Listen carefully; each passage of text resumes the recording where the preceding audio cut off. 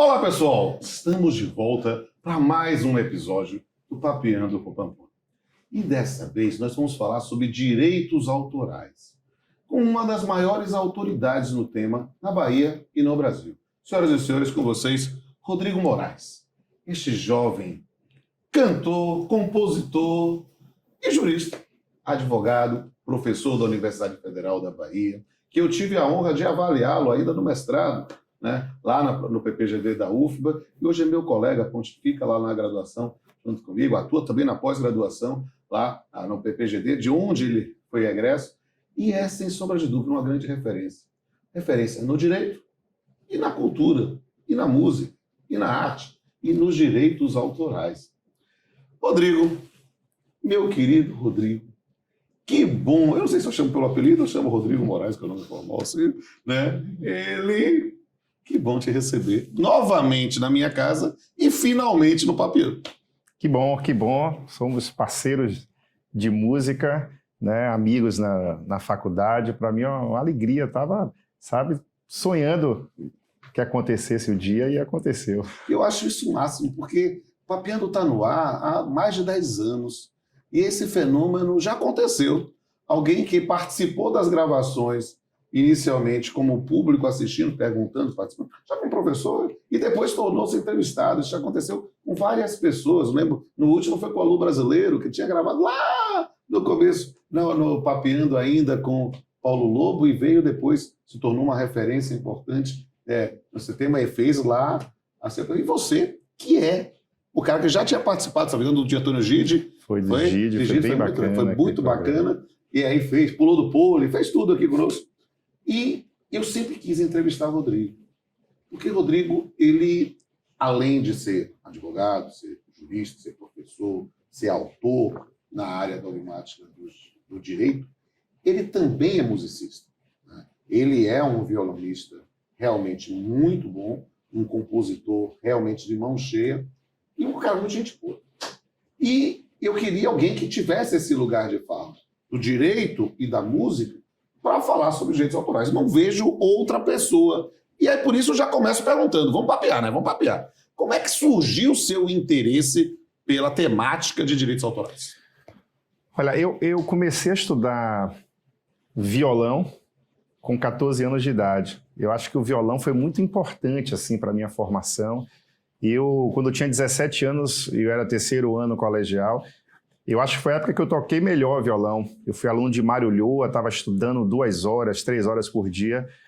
E aí Mário perguntou, você vai fazer direito ou vai fazer música? Eu falei, vou fazer direito. Ele falou, então você não pode ser mais meu aluno. Porque ele tinha uma agenda muito...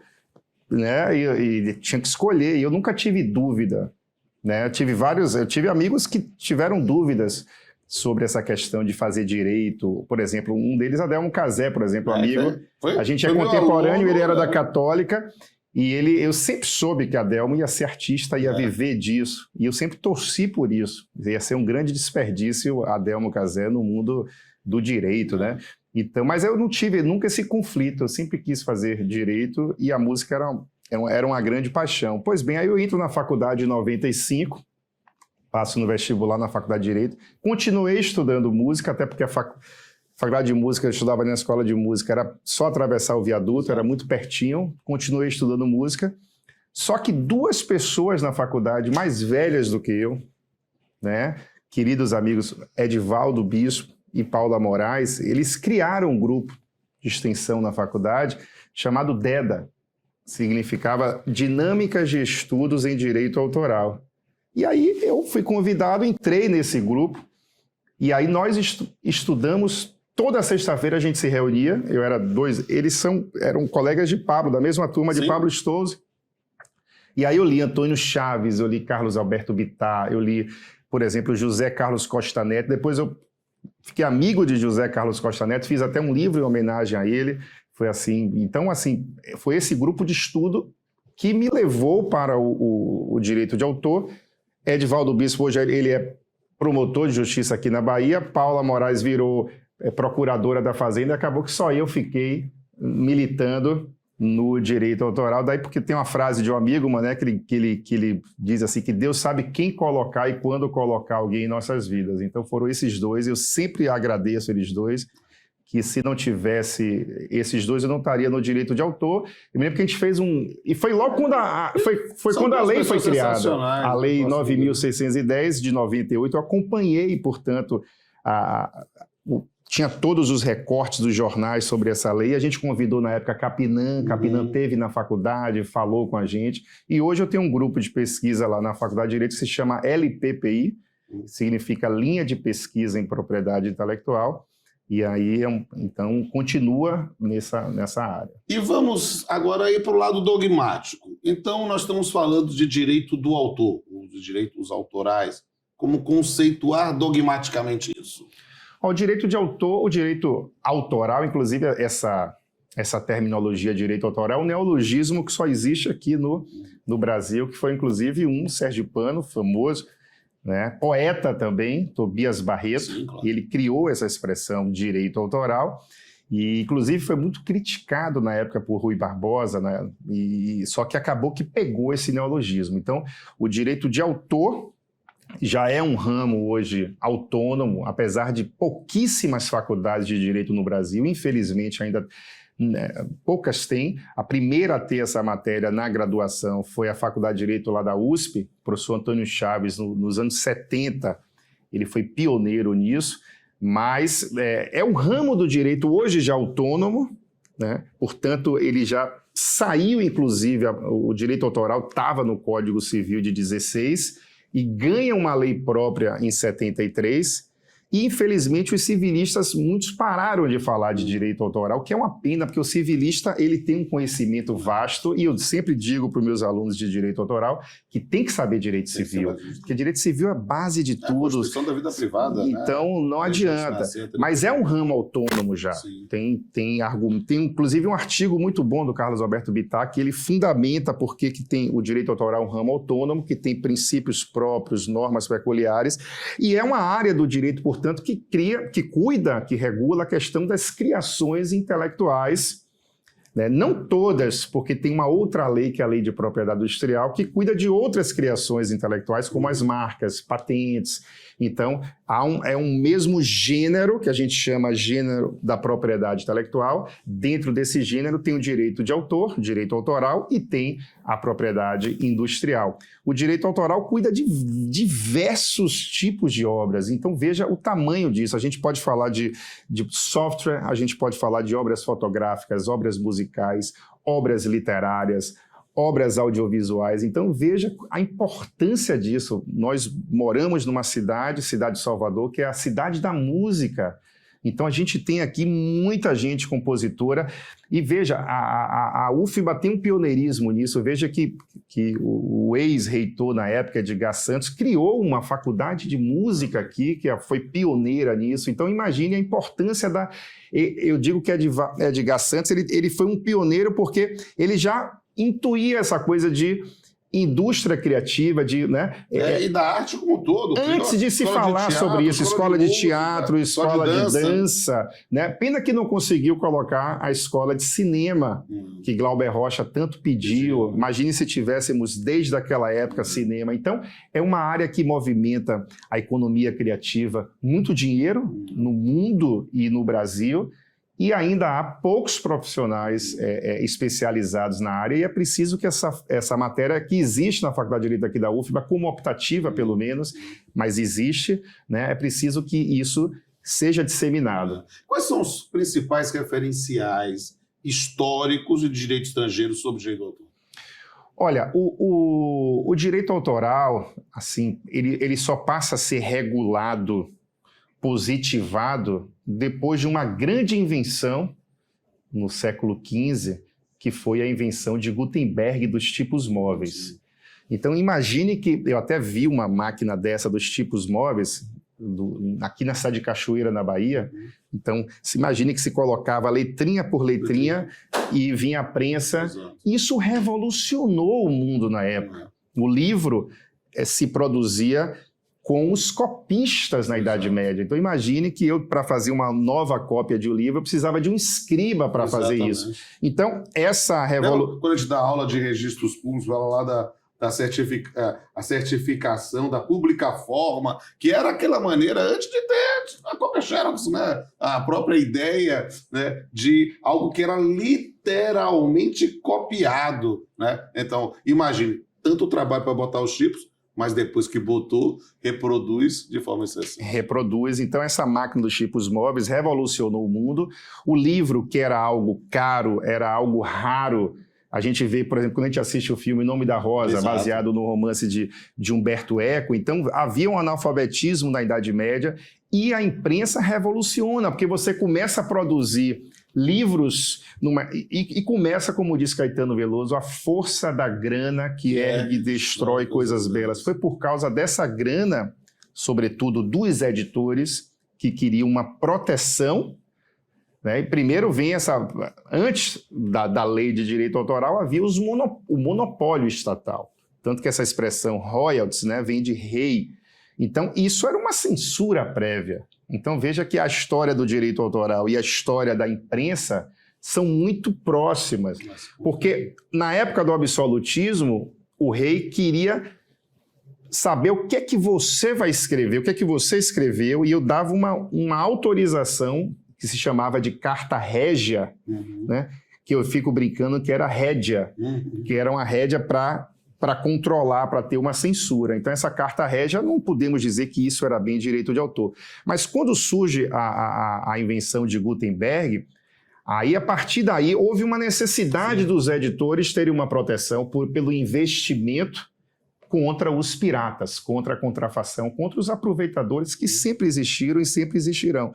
Então, começam a surgir diversas leis. A primeira lei na Inglaterra, em 1710, o Estatuto da Rainha Ana, e o Brasil chega muito atrasado nisso, e para a gente entender por que o Brasil chega atrasado, a gente tem que estudar história, para entender que Portugal, a metrópole na época, tentou ao máximo atrasar, por exemplo, a criação de universidades aqui, a questão da imprensa aqui, que era proibido. Então, veja, o Brasil chega atrasado no direito de autor porque a gente era uma colônia, sim, e uma colônia fruto de uma colonização que não queria que o Brasil tivesse sua indústria própria, essa coisa toda. Então, a primeira lei que a gente tem aqui no Brasil foi em 1898.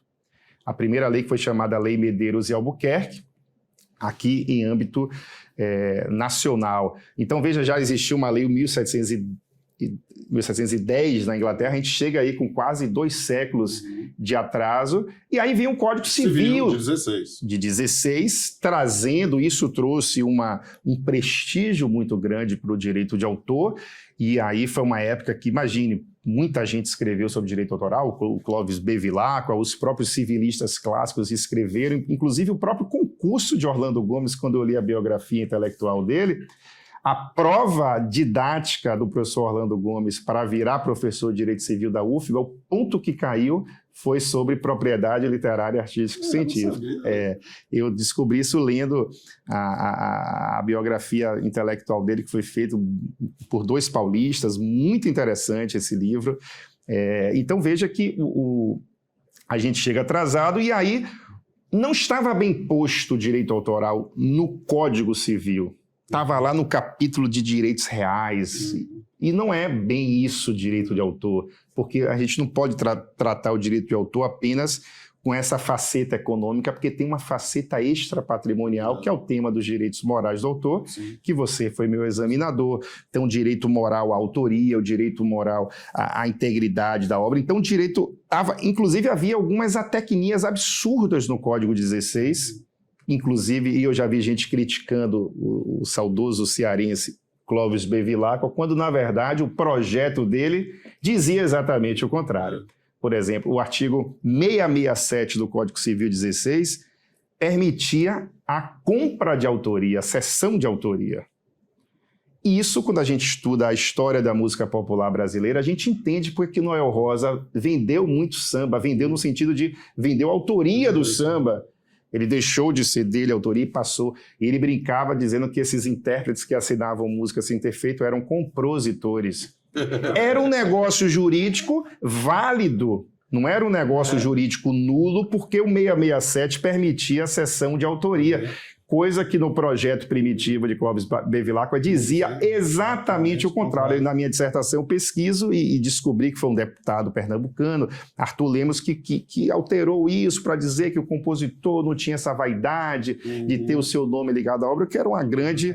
E aí, em 73, surge a Lei 5988 e o direito autoral sai do Código Civil. E a atual lei é a Lei 9.610, de 1998, que já foi reformada em 2013, que é a lei vigente, né? Então, mas o fato do direito autoral não estar mais no Código Civil não significa que o direito civil não seja importante, é muito importante. Mas veja que o direito de autor, mesmo tendo essa regulação em âmbito internacional em 1710, quando a gente estuda a sua história, a gente vê que é algo bem antigo. Por exemplo, o plágio mesmo, que a gente vê muito hoje com essa questão da internet, que hoje houve uma proliferação da desonestidade intelectual. Eu já vi monografia, por exemplo, que até os agradecimentos eram plágio. Eu falei, pô, você não agradeceu, você podia botar o nome do seu pai, de sua mãe, você botou o nome dos pais até da outra, né? Quer dizer, eu falei, pô, você poderia pelo menos mudar nesse trecho aqui, né? Uma coisa assim. Então veja que essa... Disciplina ética do plágio, né? Então, se a gente estuda a história do plágio, é bem interessante, porque a história do plágio vem de uma metáfora criada por um poeta, olha... A ligação da poesia com o direito de autoral, né? Um poeta chamado Marcial, no século I, ele chamou Fidentino de plagiário. E o que era o plágio? Era o roubo de escravos, era o ladrão da época. Então ele chamou o Fidentino, Marcial chamou o Fidentino de ladrão, uma metáfora, portanto, não porque tinham roubado escravos, mas porque o Fidentino estava assinando as poesias do Marcial como se fossem dele. Não havia no ordenamento jurídico da época nada para se punir né? Não havia dano moral, uma ação de dano moral. Havia apenas um repúdio da classe intelectual da época, uma desonra. Mas veja que desde essa época já se tem um cara de pau, né? E desde essa época já se tem a consciência de que é algo errado, de que é algo imoral você pegar uma poesia de uma outra pessoa e assinar como se fosse sua. Então, mas os direitos morais, olha que interessante, e esse é um direito moral, a autoria, eu prefiro chamar direito à autoria do que direito à paternidade, apesar de ser o nome clássico que os franceses criaram, porque Rita Lee é autora, Clarice Lispector é autora, então é melhor chamar direito moral à autoria, porque há mulheres autoras maravilhosas, inclusive civilistas, né? Então, os direitos morais só foram regulados final do século XIX, início do século XX. Primeiro se protegeu a parte patrimonial, depois é que os autores disseram, a gente não quer só dinheiro, a gente quer inteiro, a gente quer, não pela metade, a gente quer também outra coisa, a gente quer que proteja a nossa dignidade enquanto criador intelectual. Daí surge. A gente vai fazer muitas perguntas sobre isso, tem uma plateia ansiosa aqui para falar sobre isso, mas eu queria, como arremate desse primeiro bloco, que você falasse para quem está começando, e tal qual como você se apaixonou pelos direitos autorais ainda num grupo de estudo na faculdade, que conselhos você daria para quem quer se aprofundar na teoria e prática dos direitos autorais? Olha, além de, obviamente, estudar os autores clássicos nacionais e estrangeiros, e depois quem tiver esse eu posso passar depois uma indicação bibliográfica, mas sobretudo ter uma cabeça, uma mente aberta, né? O direito autoral é um direito interdisciplinar. Então, para você saber com profundidade, por exemplo, o direito autoral do fotógrafo, você precisa saber a história da fotografia. E para você saber a história da fotografia, você tem que conversar com os fotógrafos, com os professores de fotografia. Por exemplo, minha tese de doutorado, que eu fiz na USP, defendi em 2018, eu falo do radio stream, da evolução da gestão coletiva de direitos autorais no Brasil. Então, eu falo 100 anos de música popular brasileira, eu tive que estudar muito sobre o fonograma, quando é que surge o disco no Brasil, e aprendi muito nessa pesquisa. Então, por exemplo, a máquina fotográfica, a primeira propaganda da Kodak, que nós somos dessa época, do filme, né? De queimar o filme, literalmente, você perder as fotos todas. A primeira propaganda da Kodak dizia o seguinte: basta apertar um botão que nós fazemos o resto. Em inglês havia uma expressão que dizia isso. Ou seja, é uma visão meio equivocada, porque fotografia não é um mero apertar um botão. Se você der uma máquina fotográfica maravilhosa para mim, eu não vou fazer uma foto bem feita, porque precisa o olhar do fotógrafo. Então, quando você começa a estudar a história da fotografia, você começa a entender por que a fotografia demorou para ser protegida pelo direito autoral, porque não é um mero apertar botão, que há uma criatividade Então, você estudando a história da fotografia, você compreende melhor, porque você foi escoteiro e você sabe, né, que o lema do escotismo lá do Baden-Powell, não o nosso violonista, como você mesmo diz, o Baden-Powell, o criador do escotismo, o lema é sempre alerta. Então, eu acho que esse lema também é do autoralista, sempre alerta, porque o direito de autor ele sempre tenta acompanhar a evolução tecnológica e sempre chega com atraso. Então, quando se criou o rádio, não se pagava direito autoral, se cobrou depois. Quando se criou fotografia, a fotografia não era protegida. E agora estamos falando sobre inteligência artificial. E agora, como é que vai ser isso? Então, o direito chega atrasado, mas ele chega. Chega. E chega mesmo. E a gente vai entender, talvez, várias questões desta contemporaneidade com essa plateia maravilhosa daqui. Daqui a pouco é de volta. Estimado Dr. Rodrigo Moraes, aqui é Daniel Maia. Eu gostaria de saber o seguinte: é possível se falar de uma autonomia científica do direito autoral a respaldar seu ensino de forma autônoma nos cursos de graduação e pós-graduação em direito? Daniel, sua pergunta é muito boa. Eu sou absolutamente favorável à autonomia científica do direito de autor. Já acho que deva ser uma matéria autônoma. Há uma autonomia tanto legislativa quanto doutrinária, e há vários autores que defendem isso. Só que a autonomia não significa isolamento. Você não pode estudar direito de autor de maneira isolada, porque para você estudar direito oral, você vai ter que estudar, por exemplo, as sanções civis. E para você estudar as sanções civis, você vai ter que saber a noção de responsabilidade civil. As sanções criminais, você vai ter que saber um pouco de direito penal. Tem matéria de direito administrativo também no meio, se a gente for olhar sobre gestão coletiva de direitos autorais, o STF julgou também. Então veja que o direito, na verdade, é um só que há conexões entre. Então eu acho que o direito civil é muito importante, mas para o direito autoral. Mas há sim uma autonomia científica, uma autonomia doutrinária, uma autonomia legislativa, inclusive. Há a Lei 9.610, que é a Lei de Direitos Autorais, e há uma outra lei, que é apenas para software, que é a Lei 9.609, também de 98. E a gente já tem na prática diversos cursos que já trazem isso, inclusive na nossa Universidade Federal da Bahia, ainda que uma optativa, quem sabe se torne uma matéria do currículo. Exatamente. Professor Rodrigo Moraes, meu nome é Camila Cordeiro Maia. Gostaria de saber se o direito autoral pode ser considerado um direito da personalidade. Camila, sim, é um direito da personalidade, mas não apenas um direito da personalidade. A gente defende que o direito de autor tem uma natureza dúplice. O direito autoral, e a própria lei também prevê isso, o direito autoral ele protege direitos morais e direitos patrimoniais.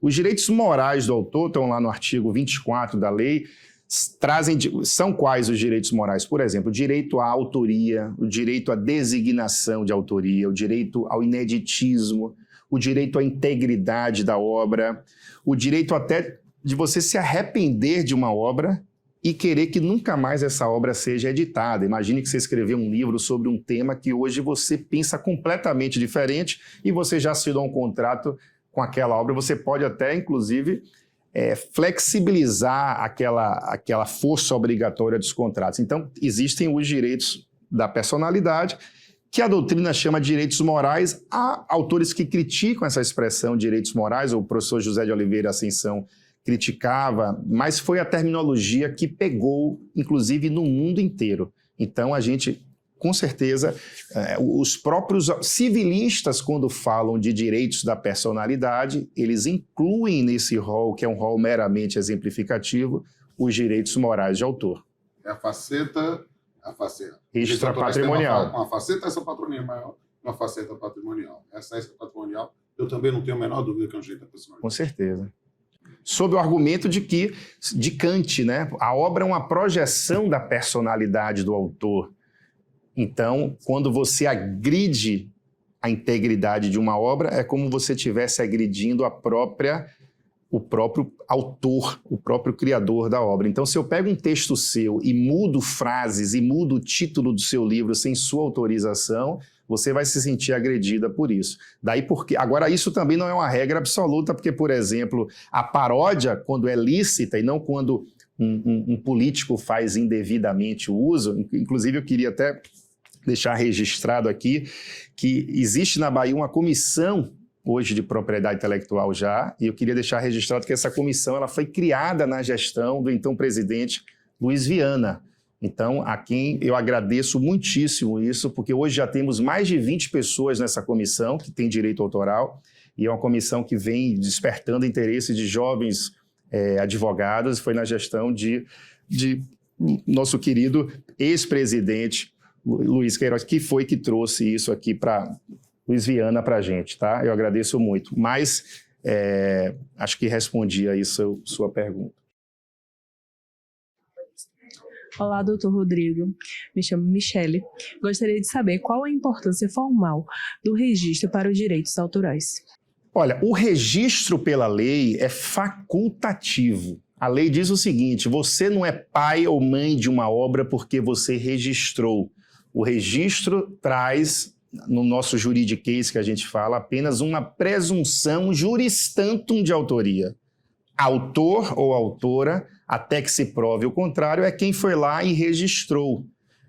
Mas essa prova não traz efeitos constitutivos. Então, por exemplo, se eu tenho uma canção que eu compus com Pamplona, e essa música a gente já tem há 4, 5 anos, e eu tenho gravado essa música num CD, eu tenho essa música gravada num pendrive, ou já mandei um e-mail para ele, ou um WhatsApp, ou eu mesmo postei no Instagram ou no YouTube há 4 anos atrás. Se eu mostro para você essa música e você vai lá e registra, você não se torna autora e titular dos direitos morais e patrimoniais pelo simples fato do registro. Eu vou ter que... Agora, porque eu tenho como provar, mas muitas vezes, e aí há um ditado que o compositor Senhor no início do século XX, o sambista, é uma frase que ele dizia muito, né? Dizia assim que samba é como o passarinho, é de quem pegar. Então as pessoas humildes iam lá, cantavam, vinha um lá espertalhão, escrevia aquilo na partitura e registrava, e fica muito difícil você provar depois, porque na época não tinha fonograma, na época não tinha rede social, na época não tinha tudo isso. Mas eu oriento que se faça um registro. O registro que é feito hoje, muitas vezes, é um registro mal feito. A pessoa vai lá na Biblioteca Nacional, registra a letra só, por exemplo. O registrar a letra, você não consegue provar a melodia da música, que é a alma da música, é a parte melódica. Então, basta você mudar a letra que você... Então, o interessante seria você pedir para alguém que sabe escrever partitura para escrever a partitura dessa obra, para você registrar o texto poético e também... Agora, por exemplo, se você defende uma dissertação de mestrado e não registra... O depósito disso na Faculdade de Direito da UFBA, isso tem fé pública. Então, se alguém plagiar uma dissertação sua que está lá no banco de dissertações da UFBA, isso é uma prova, né? Agora, às vezes, o registro tem uma importância prática interessante. Daí porque eu aconselho. Olá, professor. Me chamo Dayana e gostaria de saber como é o sistema de remuneração de direitos autorais no Brasil. Olha, isso aí talvez seja algo difícil. Claro que tem autores que sobrevivem de sua obra, mas infelizmente são pouquíssimos autores no Brasil que conseguem sobreviver única e exclusivamente de direitos autorais. A sociedade ainda não reconhece o trabalhador intelectual, muitas vezes, como um trabalhador. Eu era amigo de Fernando Brant, o grande parceiro de Milton Nascimento, de canções clássicas, e eu fiz uma palestra em Belo Horizonte, a gente foi depois para um barzinho e a gente conversando, ele falou assim, quando minha filha era pequena, na escolinha perguntaram, minha cara, o que seu pai faz para cada aluno dizer? Aí um dizia, meu pai é médico, bota uma roupa branca, vai trabalhar. E o seu? Aí o outro coleguinha dizia, olha, o meu é advogado, bota uma gravata, bota um paletó e vai gravar. E quando perguntaram para a filha de Brant o que é que seu pai faz, ela dizia assim, meu pai não trabalha não, meu pai fica em casa ouvindo música, escrevendo. E estava escrevendo músicas que estavam marcando as nossas vidas, né? Eu me lembro que eu estudava violão, quando eu tinha 17 anos, eu estava lá estudando Vila Lobos, na época que eu estava tocando bem violão, e aí minha mãe chegava em casa e dizia, meu filho vai estudar pro vestibular, né? Vai estudar? Eu falei, pô, estou estudando, quer dizer, então, então há um desrespeito pelo trabalho intelectual da sociedade em geral, porque acha que o trabalhador vive de brisa, como quem diz assim, não, eu divulgo o seu nome, viu? Eu vou divulgar, mas ninguém paga a conta da Coelba, da Embasa, de aluguel, com prestígio com o nome apenas, e sim, então há uma grande injustiça nessa questão de remuneração, sobretudo agora com as plataformas de streaming. Veja que as plataformas de streaming, elas trouxeram uma gigantesca assimetria nessa questão em que as majors, as produtoras fonográficas ganham muito, mas os criadores intelectuais, que são a célula embrionária, ainda ganham muito pouco. Mas há vários sistemas de remuneração. Há remuneração, por exemplo, de obra musical, através, por exemplo, do ECAD, se você autoriza uma música para um anúncio publicitário. Existe o direito de sequência na área de artes plásticas, por exemplo, quando você revende uma obra por um preço mais caro, o autor tem um direito a um percentual sobre isso. Mas a verdade é que no Brasil, pelo desrespeito, veja, eu digo que um país, quanto mais um país é evoluído em cultura, mais esse país respeita o direito autoral, né? Então veja que o próprio descaso com essa matéria de direito autoral nos editais de concurso público para magistratura, no próprio ensino, mostra que eu já cansei de ir para a livraria e falar, você tem alguma coisa nova de direito autoral? O cara pegar um livro de direito eleitoral para mim. Eu disse, não é eleitoral que eu falei, é direito autoral. Então ainda há um tratamento como se isso fosse uma perfumaria jurídica, como algo desimportante, quando na verdade não é. Então os autores, infelizmente, eu digo que são muito mal remunerados e às vezes o judiciário há uma dificuldade muito grande de enfrentar essa remuneração através do judiciário, seja porque os juízes, muitos, não têm uma intimidade com o tema, e seja porque aquilo ali ele vai ter que parar para estudar aquele processo quando ele tem 15 mil outros processos na vara onde ele atua. Então é bem difícil atuar nessa área, tem que gostar mesmo. Dayana, e eu digo que é um fenômeno que é decorrente talvez de uma desvalorização do trabalho intelectual como um todo. Sabe? Eu falo na condição de autor de música, de autor de livro, de autor de obras artísticas lato sensu. E essa é uma característica que é de uma cultura que precisa ser combatida.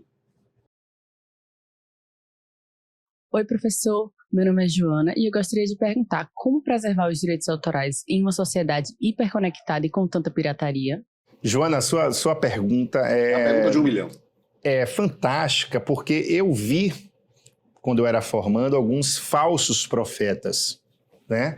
Algumas pessoas pessimistas trazendo um agouro, como quem diz, agora com a internet acabou o direito autoral. E, na verdade, com o Napster, nos anos 2000, inclusive existe até uma série sobre o Spotify na Netflix, não sei se vocês já assistiram, Som na Faixa. Eu até escrevi um artigo para um livro que vai sair sobre propriedade intelectual no cinema, agora sobre essa série, 6 episódios, Som na Faixa. Então, eu vi a indústria fonográfica passar por uma crise gravíssima. Eu vi vários amigos músicos técnicos de som sendo demitidos aqui, ficando desempregados com a pirataria. E foi uma geração que cresceu baixando música gratuitamente na internet, através de sites como Kazaa, como Napster e outros. Mas aí vem Steve Jobs e cria a primeira plataforma, que foi o iTunes, em que você pagava 0,99 centavos por uma música, e aí começou a... Depois não deu certo esse modelo de negócio, porque chega o streaming e hoje ninguém mais paga por um download de um disco, você paga pelo acesso, é o que a gente chama...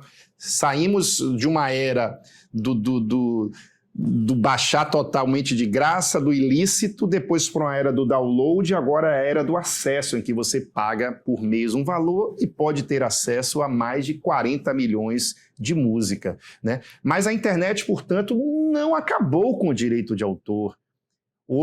Gerou a necessidade de ser repensado. Ser repensado, você pode alterar. E veja que a lei de direito de autor, ela já foi criada numa época em que já existia internet, inclusive. Em 98 já existia. Claro, não existia streaming, então pode ser que a gente crie algo para atualizar essa lei, mas com a lei que nós já temos, já é possível perfeitamente ser aplicada na internet. Mas a internet não é terra de ninguém. As pessoas acham que é, mas não é. Então a pessoa pega uma foto na internet... eu encontrei na internet e usa com fim comercial porque achou na internet. Aí eu digo, se você encontrar um carro estacionado na rua, você pode pegar o carro e sair dirigindo por aí? É a mesma coisa, é o mesmo raciocínio, entendeu? Então a internet muda o direito autoral, muda. Não estamos mais, né, numa época de mudança, mas numa mudança de época. Então a internet revoluciona o direito autoral, revoluciona, mas não torna o direito autoral algo obsoleto. Pelo contrário, ele passa a ser mais importante ainda nessa era digital. Olá, me chamo Rayane e tenho uma pergunta para o professor Rodrigo Moraes. Quais foram os casos mais interessantes que você atuou judicialmente na defesa dos direitos autorais? Olha, Rayane, uma ação importante que eu tive, assim, eu era recém-formado e para mim essa ação... eu tenho um carinho, assim, um afeto por essa ação, que eu fui advogado juntamente com meu querido amigo José Borba Pedreira Lapa, saudoso Pedreira Lapa. Nós fomos advogados do professor Juarez Paraíso. Para mim, uma causa importante, porque eu era recém-formado e eu estava naquela luta de querer começar e ganhar a causa. E foi uma causa importante, que havia um cinema aqui em Salvador, no Cine Arte. Era o Cine Arte 1 e 2, que eu ia muito quando era criança para esse cinema, assisti muitos Trapalhões e muitos filmes. Havia pipoca na época com um coco ralado em cima, na frente do cinema, né?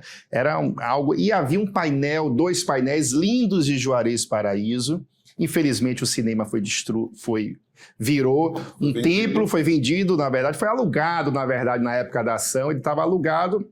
E aí uma determinada igreja pegou, quebrou aquilo com golpes de marreta e picharam Deus é fiel, sai Satanás, coisas do tipo, uma mistura de violação de direito autoral com intolerância religiosa. Isso saiu na capa no Jornal à Tarde durante uns 2 dias.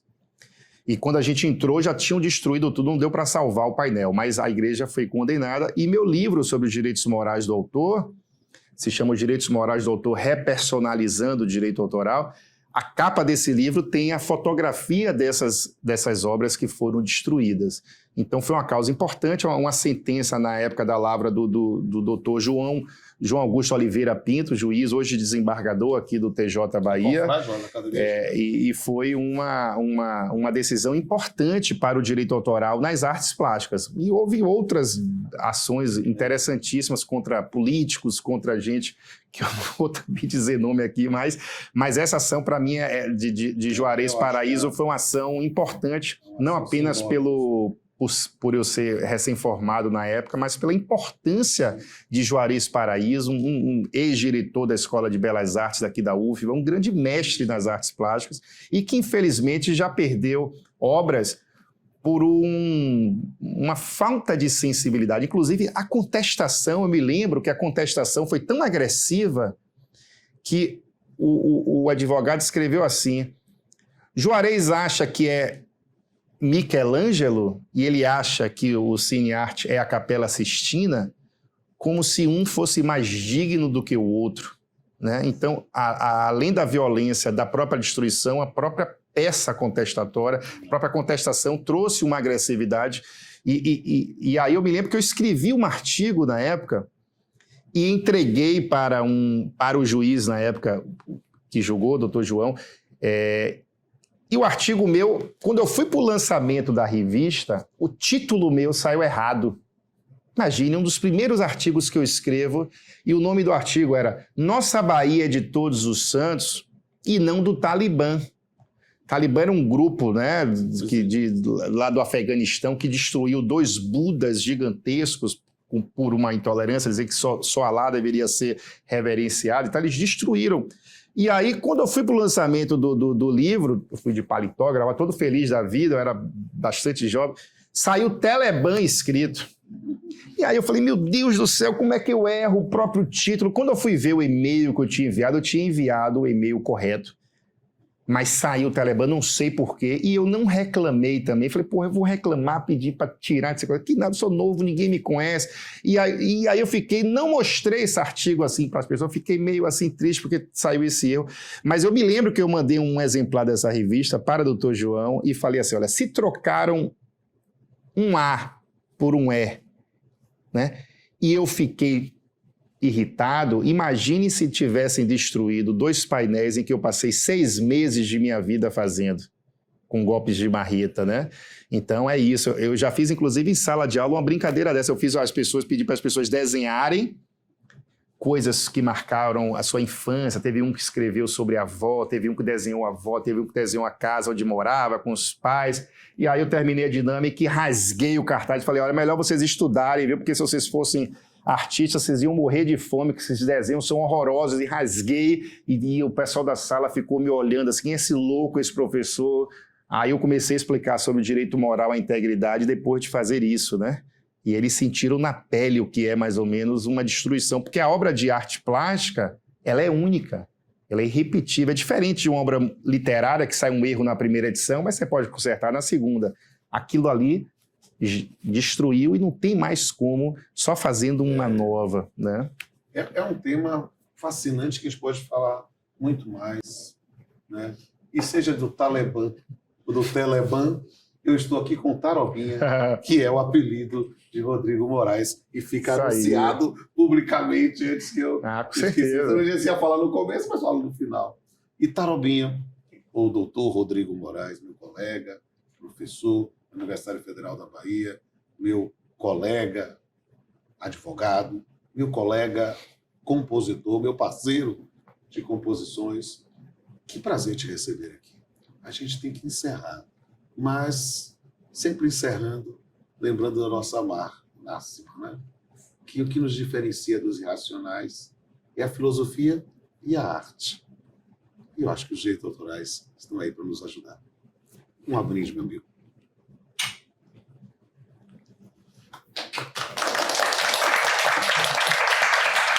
Meus amigos e minhas amigas, vamos encerrando mais um episódio e digo, confira os bastidores lá no perfil do Instagram, Papiando com Pamplona, vejam os episódios anteriores lá no canal do YouTube, vejam, procura as hashtags todas que estão aqui e vamos continuar na nossa missão, no nosso desafio de falar de direito com profundidade e leveza e sempre com poesia. Até a próxima. Direitos autorais. Um vasto universo das criações. O direito do autor é o guardião de histórias, canções, inspirações que fluem da mente com devoção. Cada palavra, nota ou imagem é como um filho, uma herança, a merecer respeito e homenagem para preservar sua importância e relevância. Na tela, do papel ou na melodia, o autor derrama sua alma e paixão. E o direito autoral é a garantia de que seu trabalho não será em vão. Que sejam reconhecidos e protegidos os frutos do talento e da dedicação, para que os criadores sejam aplaudidos e perpetuem sua marca na criação. Só assim será enaltecida a figura humana do autor, não permitindo que a centelha divina seja apagada ou substituída por um computador. É fácil.